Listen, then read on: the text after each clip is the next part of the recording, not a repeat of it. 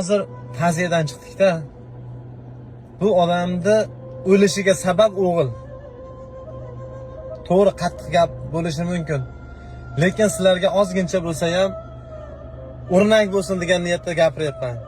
Ekspert o'ynaydigan mujik. O'g'il bola emassan sen. Otani o'ldirib chiqarishda pastga qarab turibdi. Otani o'ldirib deganim nimasi? Nimasi aytaymi?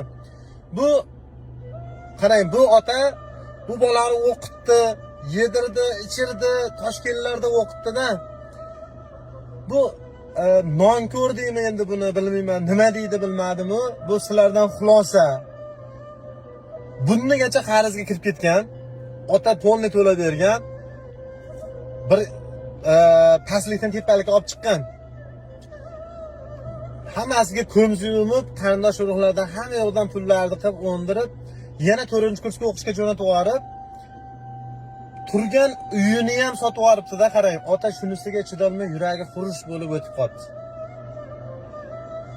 Farzand ota uchun bor-ku.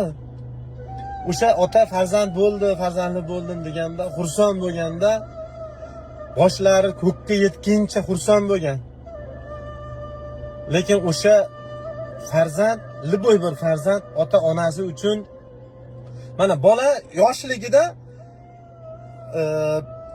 katta bo'lguncha ota onasiga suyanadi-da.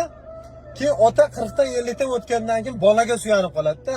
Suyanadigan joyida naborot bu mushlab urib, og'riyotgan nomusga chidolmay shu ota yuragi xurish bo'lib o'ldi. Ekspert o'ynaydigan aka-ukalar, ko'zlaringizni vaqtida ochinglar. Hech qachon yengildan kelgan pul tatimaydi. Yengildan kelgan pulga misol bir imorat qilib, bir mol olib, mashina olib minalmaysiz. Halolidan bersin, pokidan bersin. Ota-onani qadriga yetinglar, ey aka-ukalar. Nechta odamlar xorizor bo'lyapti, uy-joysiz qolyapti. Hech kim boy bo'lmaydi. Iloji boricha shu videoni maksimalni tarqatib yuboringlar. Mana men hozir ta'ziyadan chiqdim. Mana shu ekspert orqasidan bir oilani otasi o'ldi. Oila ko'chada qoldi.